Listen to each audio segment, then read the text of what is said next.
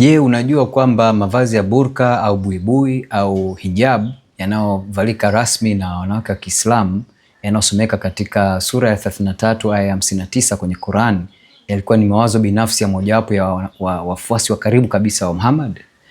Tusome katika hadithi kutoka mkusanyiko wa hadithi Bukhari, kutoka katika mkusanyiko wa kwanza kitabu cha 4 hadithi namba 148. Nasema hivi: imesimuliwa na Aisha, wake zake Mtume walikuwa wanakwenda kwenye uwanda fulani karibu na Bagia huko Madina ili kujisaidia. Umar alikuwa akimwambia Mtume, wake zako wavae mabaibui, lakini Mtume wa Mwenyezi Mungu hakufanya hivyo. Usiku mmoja, Sauda binti Zamma, mke wa Mtume, alitoka nje wakati wa Isha na alikuwa mwanamke mrefu. Umar akazungumza naye na kusema, nimekutambua ewe Sauda. Alisema hivyo huku akitamani kwamba aya za al-hijab ziteremshwe. Basi Mwenyezi Mungu akateremsha aya za al-hijab, ambacho ni kifuniko cha mwili mzima isipokuwa macho.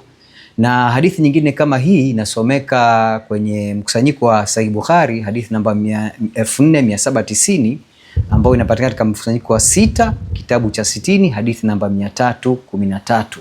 Kwa hiyo ndugu yangu Muislamu na mwanamke wa Kiislamu ambaye unadhani unatekeleza amri ya Allah, si kweli. Haya ni mawazo binafsi ya Umar al-Khattab, mojawapo wa masahaba wa karibu kabisa wa Muhammad. Sasa tuone Bwana Yesu anatuambia nini kuhusu sheria za kimapokeo kama hizi.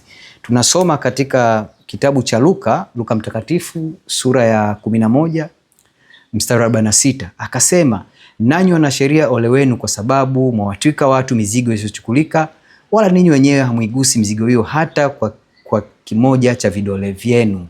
Na Bwana Yesu yeye anazungumzia nini kuhusu sheria kama hizi za watu binafsi? Anakualika wewe mwanamke wa Kiislamu na wewe Muislamu ambaye unapelekewa mizigo mizito, anakuambia hivi. Tunasoma Mathayo sura ya 11 mstari ule wa 28. Njoni kwangu ninyi nyote msumbukao na wenye kulemewa na mizigo, nami nitawapumzisha.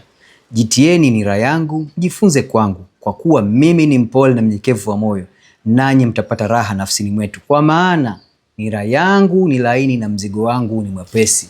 Ndugu yangu Muislamu, hasa mwanamke wa Kiislamu, unabebeshwa sheria nyingi za Muhammad na wafuasi wake wa karibu zisizokuwa na maana yoyote na hazitakupeleka popote. Msikilize Bwana Yesu. Bwana Yesu anakuita, anataka kukupa njia iliyokuwa nyepesi ya kwenda kwake mbinguni. Na njia hii ni moja tu, kumkiri na kumwamini kwamba yeye ni Bwana na Mwokozi wa maisha yetu. Utapata neema, utapata faraja na pumziko.